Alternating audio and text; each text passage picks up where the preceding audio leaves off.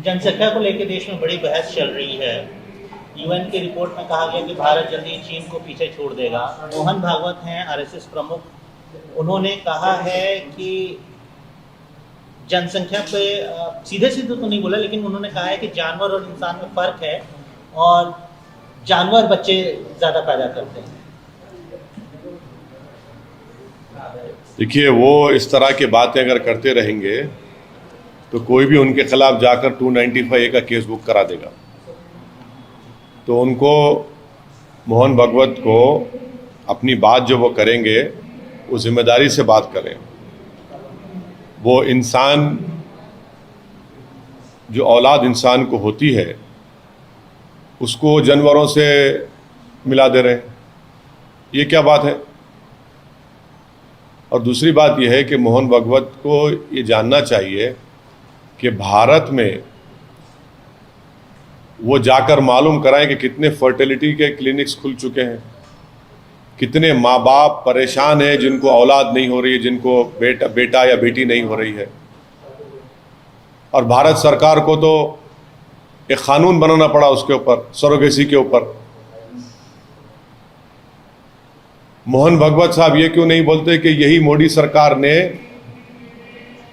जो बच्चों का दूध होता है उसको कमर्शियलाइज कर दिया मोदी सरकार ने। इस पर नहीं बोलेंगे कुछ वो। ये भारत का कल्चर है कि एक माँ के दूध को लेकर बेचा जाए। और फिर वो इस मुद्दे पर एक और बात मोहन भागवत साहब को, जो जानते हैं मगर अपनी आंखें और दिमाग पर पर्दा डाल देते हैं। क्या ये बात सच नहीं है मोहन भागवत साहब कि भारत का TFR रेट गिरा है? क्या ये बात सच नहीं है आरएसएस के सर संचालक कि मोदी सरकार जिसकी छत्रोछाया में वो रहती है, जिसका पूरा सपोर्ट आप करते हैं, आपका ऑर्गेनाइजेशन करता है, उन्होंने सुप्रीम कोर्ट में जवाब दाखिल किया कि भारत में 2 चाइल्ड नॉर्म की ज़रूरत नहीं है?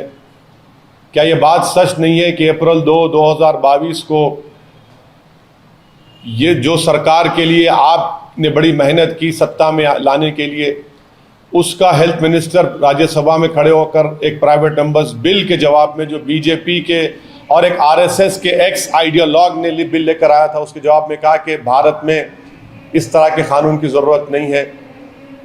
आप पॉपुलेशन से इम्बैलेंस कहाँ देख रहे हैं? आपको तो ये देखना चाहिए कि जो भारत की जो डेमोग्राफिक डिविडेंड है, उसके लिए आपकी ऑर्गेनाइजेशन ने, जिस पार्टी को आपने सत्ता में लाया, उसने क्या किया 8 साल में? क्या पूरे विश्व में कोई देश ऐसा नहीं है जहां पर 50 साल से 50% आबादी 25 साल के उम्र की है, 60% आबादी 40 साल की उम्र की है? आपने उनको रोजगार क्यों नहीं दिया? 8% बेरोजगारी हो चुकी है भारत में। पूरे विश्व में सबसे ज्यादा बेरोजगार युवा अगर है तो भारत में। इस पर बात करिए ना मोहन भागवत साहब। जिस पार्टी को आपने सत्ता में लेकर लाए हैं, 8 साल से 60 लाख नौकरियां केंद्र सरकार में, और आज प्रधानमंत्री कहते हैं कि 2 साल में 10 लाख देंगे। भाई वो क्यों नहीं देंगे पूरे 60 लाख? आप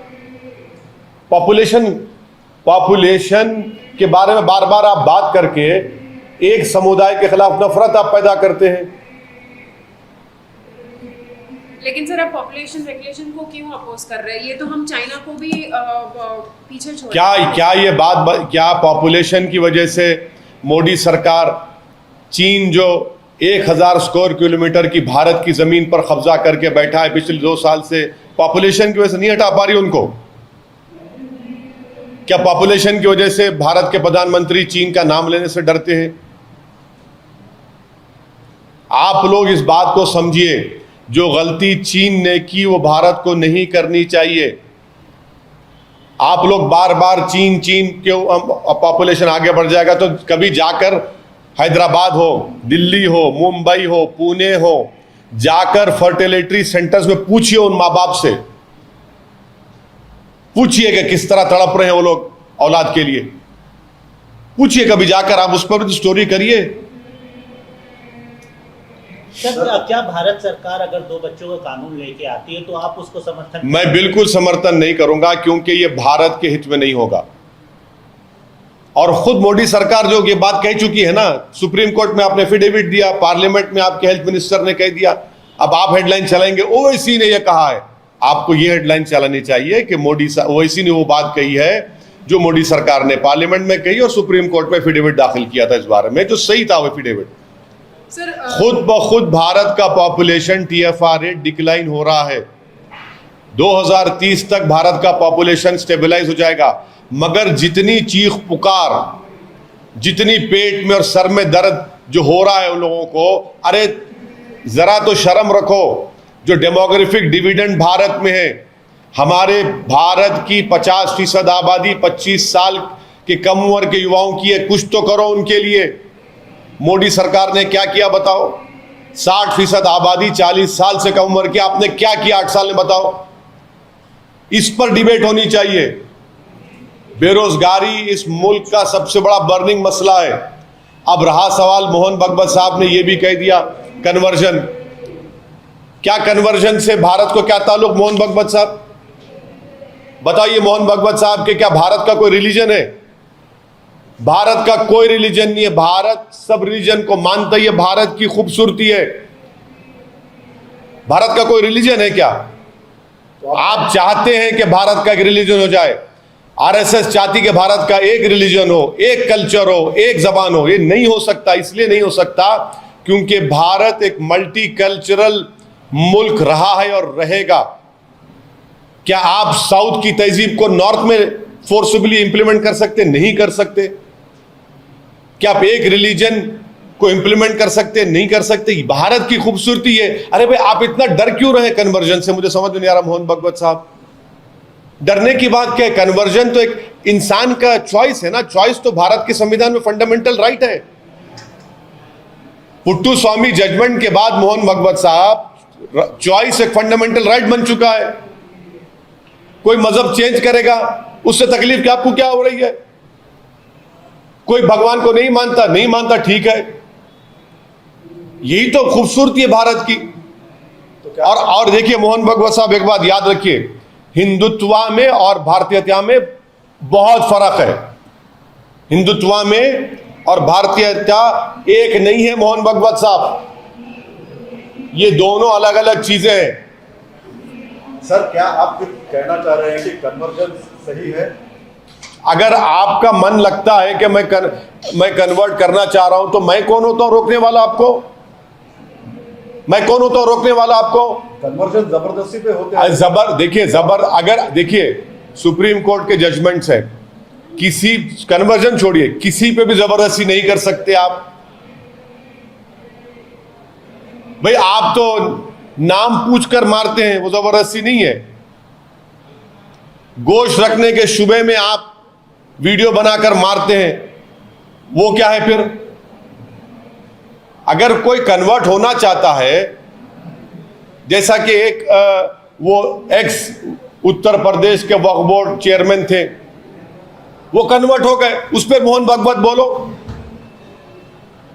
उस पर बोलिए। अरे उस पर बोलेंगे नहीं? हाँ, वहां मर्जी आ गई, वहां मर्जी आ गई। प्यारे, क्या बात है, वाह वाह।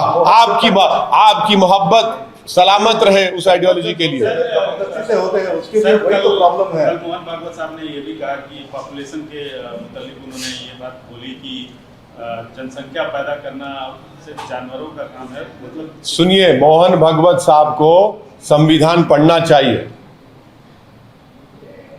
आप संविधान को कब माने हमको मालूम। अब भारत 75वीं आजादी यौम आजादी मनाने जा रहा है। तिरंगे को आप कब माने? ऑर्गेनाइजर पढ़ लो आप। आपने 3 रंग के बारे में आपके उस वक्त के सरसंचालक ने क्या कहा था वो पढ़ लो आप। जनगण मन के बारे में आपके उस वक्त के सरसंचालक ने क्या कहा था पढ़ लो आप। मोहन भगवत साहब, मेरी आपसे गुजारिश है कि डायरेक्टिव प्रिंसिपल्स पढ़िए भारत के संविधान के। आप लोग के दिमाग में खाली 44 घुसा हुआ है। क्या डायरेक्टिव प्रिंसिपल में नहीं लिखा गया कि जो कमजोर होगा उसको ताकतवर बनाया जाएगा? सोशली कमजोर होगा ताकतवर बनाओ, इकोनॉमिकली कमजोर होगा ताकतवर बनाओ, पॉलिटिकली कमजोर होगा ताकतवर बनाओ। यही तो बात है, इक्वालिटी अमॉन्ग इक्वल्स की बात करता है संविधान। ये समझते नहीं, समझना नहीं चाह रहे, इन चीजों को जानते हैं मगर अपनी आइडियोलॉजी उन पर इतना गालिब आ चुकी है कि किसी को सच्चाई को दूसरी सच मानते ही नहीं है, बस अपने आप को सच मानते हैं। सच्चाई संविधान है, उसको मानना पड़ेगा। सर ये अभी संसद में अनपार्लियामेंट्री वर्ड्स के बारे में कहा जा रहा है कि अब से अब एक बात सुनिए, हम तो जो किताब जिन्होंने छपाया उनसे हम रिक्वेस्ट कर रहे कि भाई प्रोसीजर पे तो बात कर लो, पार्लियामेंट के रूल्स पे तो बात कर लो। बिल आता है सरकार का, एक ही दिन में बिल आता है, मेंबर्स कैसे पढ़ेंगे? और उसको स्टैंडिंग कमेटी रेफर नहीं करते, वो क्या रूल प्रोसीजर में नहीं है? रूल प्रोसीजर के तहत स्टैंडिंग कमेटी, अब स्टैंडिंग कमेटी रेफर नहीं करते। और अनपार्लियामेंट्री वर्ड के दूर की बात, वो अहम नहीं है, कंटेक्स्ट अहम है। कंटेक्स्ट, जो कंटेक्स्ट होगा अहम है। अब कंटेक्स्ट क्या है कि मैं बोलूंगा कि मैं मोदी सरकार पर फूल फेंक के मारूंगा क्योंकि आपने नौजवानों को बेरोजगार बना दिया। मैं कहूंगा पार्लियामेंट में खड़े होकर कि मैं देश के प्रधानमंत्री और उनकी सरकार पर फूल फेंक कर मारूंगा क्योंकि देश के युवाओं का मुकद्दर बेरोजगारी बना दिया। तो क्या फूल को अनपार्लियामेंट्री बना देंगे आप? मारूंगा उसके नहीं, फूल अच्छा, फूल बरसा के मारूंगा। और ये कहूंगा कि भाव फूल बरसाओ मोदी सरकार पर कि उन्होंने भारत के नौजवानों को बेरोजगार बना दिया। तो क्या अनपार्लियामेंट्री हो जाएगा? कंटेक्स्ट इंपॉर्टेंट है। ये लफ्ज की बहस में मत जाइए, रूल्स को, प्रोसीजर को फॉलो करने की जरूरत है। अरे भाई बिल आता है, स्टैंडिंग कमेटी नहीं जाता।